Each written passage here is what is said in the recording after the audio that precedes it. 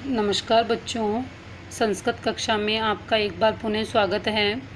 जैसा कि आपको पता है कि हम शब्द रूपों का अध्ययन कर रहे थे। शब्द रूपों के अंतर्गत हमने पुल्लिंग शब्द, स्त्रीलिंग और नपुंसकलिंग शब्दों का अध्ययन किया और जितने भी जैसे एकारांत, उकारांत, ऋकारांत है ना, तैकारांत इत्यादि शब्दों का हमने अध्ययन किया। और इसके पश्चात जब हमारे जो आता है वो है सर्वनाम शब्द।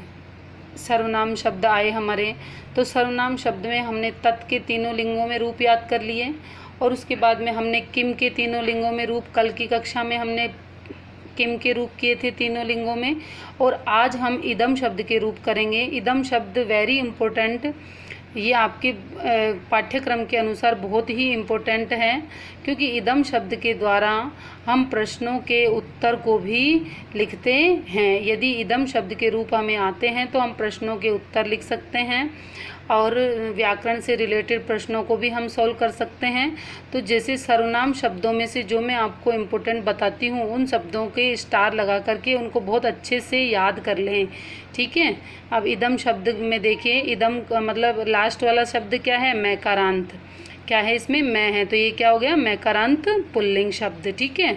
अब देखो इसकी विभक्ति, प्रथमा विभक्ति एक वचन में क्या हो जाएगा, अयम। यही याद रखने की चीज़ है, ठीक है बेटा, कन्फ्यूजन करता है ये वाला। अयम, इमो, इमे प्रथमा, द्वितीया में है इमम, इमो, इमान द्वितीया, तृतीया में है अनेन, आभ्याम, एभि तृतीया, चतुर्थी में है अस्मय, आभ्याम, एभ्य चतुर्थी, पंचमी में है अस्मात्, आभ्याम, एभ्य पंचमी, षष्ठी में है अश्य, अनयो, एषाम षष्ठी, और सप्तमी में है अस्मिन, अनयो, एषु सप्तमी, ठीक है बेटा। अब आपको इसी तरह से, अब देखो वैसे तो ये बहुत कठिन नहीं है। देखो अगर आपको राम का रूप आता है, जैसे मान लो राम के रूप है, तो अब राम के रूप में पहले को छोड़ दो इसको, ठीक है। अब दूसरे में जैसे रामम है, ऐसे यहाँ पर इमम हो गया, ठीक है। रामव है तो इमव हो गया, ठीक है। और रामान है तो ईमान हो गया, ठीक है। ऐसे ही रामेण है अपने वहाँ पे, तो है ना। और यहाँ पे क्या है, अनेन, एन, ठीक है। पीछे वाले शब्दों को पकड़ लिया करो फटाफट से। तो यहाँ क्या है, एन, देखो ए और न, एन, है ना। ऐसे ही आभ्याम, ठीक है, भ्याम आ गया। ऐसे ही ए भी आ गया। ऐसे ही अस्मय आ गया, रामय की जैसे अस्मय, आभ्याम, एभ्य, ठीक है। वहाँ पर अपने क्या होता है, रामाय होता है, तो यहाँ क्या आ गया, अस्मय आ गया, ठीक है। ये भी थोड़ा सा परिवर्तन है इसमें, और राम वाले में थोड़ा सा परिवर्तन यहाँ भी है। अब देखो ये अगला जो है वो बिल्कुल सेम है, रामात, ऐसे ही अस्मात, थोड़ा बहुत चेंज है। इसको आप एक बार देख करके याद कर लेना, ठीक है, क्योंकि राम का रूप यदि आपको आता है तो ये भी लगभग लगभग आपको याद है। देखो अनयो और एभ्य, ऐसे ही अश्य, अनयो, ऐशाम, अस्मिन, अनयो, एषु। अब ये है कि जैसे मान लो कहीं पर ए आ रहा है और कहीं पर ए आ रहा है और कहीं पर ई आ रहा है, तो ये आपको कंफ्यूज करेगा। इसको आप बार बार दोहरान करना, आपको याद हो जाएगा, ठीक है, क्योंकि शब्द रूप बिना दोहरान के याद नहीं होते हैं। अब देखो आगे, सर्वनाम शब्दों में संबोधन नहीं होता है। ये अपन पहले भी अध्ययन कर चुके हैं इस बात का कि सर्वनाम शब्द बिना संबोधन के होते हैं। यह मैं आपको पूर्व में भी बता चुकी हूँ, ठीक है। अब देखो इदम शब्द है मैकारांत स्त्रीलिंग। अभी अपन ने क्या पढ़े थे, पुल्लिंग। पुल्लिंग का मतलब क्या होता है, जो लड़के जो होते हैं वो पुल्लिंग होते हैं, ठीक है। अब स्त्रीलिंग में कौन आ गई, लड़कियाँ, जैसे आपकी बहनें हैं, मम्मियाँ हैं, वो सब किस में आती हैं, स्त्रीलिंग में, ठीक है। अब इदम शब्द मैकारांत स्त्रीलिंग शब्द जो है, अब देखो जो शब्द जिस शब्द को बोलने से स्त्रीवाचक शब्द का ज्ञान हमको होता है, वही स्त्रीलिंग शब्द होता है। अब देखो जैसे मान लो नदी है, अब नदी भी क्या होगी, स्त्रीलिंग होगी ना। अब नदी क्या है, नदी कोई ना तो कोई वो थोड़ी है भाई कि अपन किसी उसको नदी को क्या क्या नहीं कह सकते, हमको स्त्री थोड़ी कह सकते हैं नदी को, लेकिन नाम क्या है, इकारांत, इसलिए नदी बन गया, स्त्रीलिंग बन गया, ठीक है। अब देखो विभक्ति है, प्रथमा विभक्ति का एक वचन क्या होगा, इयम, इमे, इमा, वो रमा की जैसे हो जाएगा। ये रमा का रूप याद है तो ये भी आपको याद आ जाएगा, ठीक है।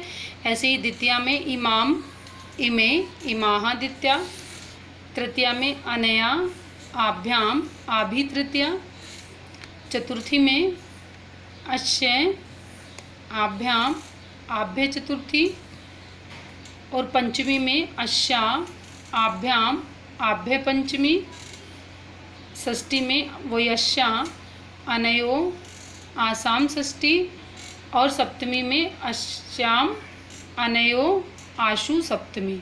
ठीक है।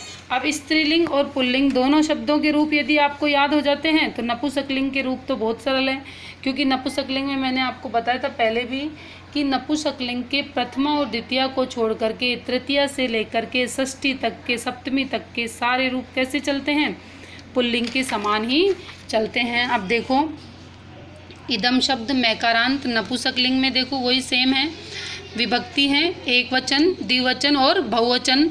इदम शब्द इदम इमे इमानी, द्वितीया में इदम इमे इमानी, तृतीया में अनेन आभ्याम एभी, चतुर्थी में अस्मै आभ्याम एभ्य, पंचमी में अस्मात् आभ्याम एभ्य, षष्ठी में अस्य अनयो एषाम, सप्तमी में अस्मिन अनयो एषु।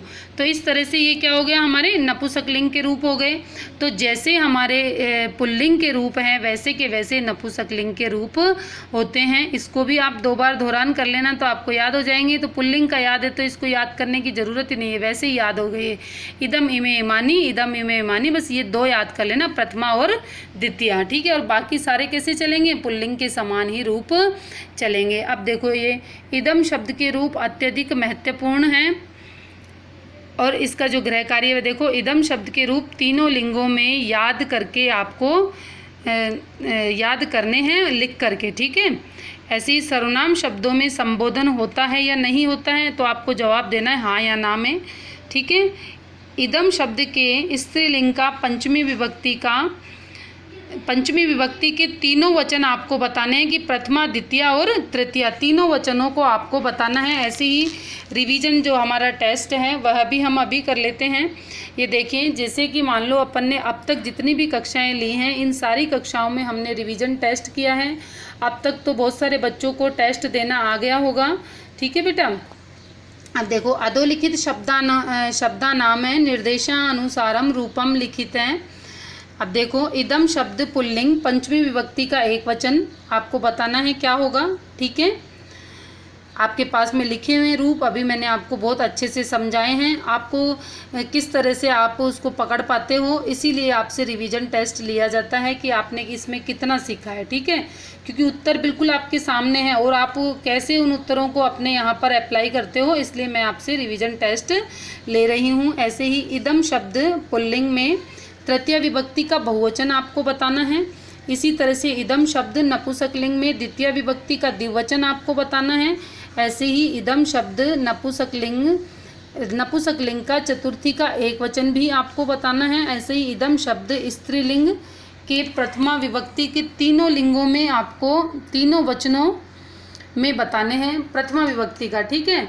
प्रथमा विभक्ति के तीनों लिंग बताने हैं। इदम शब्द स्त्रीलिंग द्वितीय विभक्ति का बहुवचन भी आपको बताना है। देखो बच्चों, आपको यह समझ में आ गया तो आप बिल्कुल इस पे ओके लिख करके मुझे भेजें और आप अपना टेस्ट दें मुझे अच्छे से। ठीक है। इस टेस्ट के माध्यम से मुझे पता चल जाता है कि आप कितना समझ पा रहे हैं और कितना नहीं समझ पा रहे हैं। ठीक है बेटा। और सभी बच्चे इस टेस्ट में पूर्व के समान ही इसमें पूरी भागीदारी देंगे। सभी छात्र पूर्व में दिए गए टेस्ट के अनुसार ही प्रश्नों के उत्तर यूट्यूब के टीका के कमेंट के माध्यम से मुझे देंगे। छात्र अपना नाम, कक्षा और वर्ग भी लिखें। ठीक है। और अपन जैसे मान लो पढ़ते हैं कि आपको पता है कि जब कोई काम हम रिटर्न में करते हैं तो वह हमें बहुत अच्छे से याद रहता है। अच्छे से बार बार लिख लिख करके याद करें, दोहरान करें। आपके पास अभी बहुत सारा समय है, फिर जब विद्यालय आओगे तो आपको ये वैसे ही याद होंगे, तो आपको बहुत ही कम समय में आपका रिवीजन बहुत अच्छे से और जल्दी जल्दी हो जाएगा। इसको बार बार पढ़ें, रिवीजन करें, दोहरान करें। आपको मेरे द्वारा दी गई जानकारी अच्छी लगी तो आप मेरे चैनल को लाइक करें, शेयर करें, सब्सक्राइब करें, अपने मित्रों के साथ बांटें। जय हिंद, जय भारत। घर पर रहें, सुरक्षित रहें।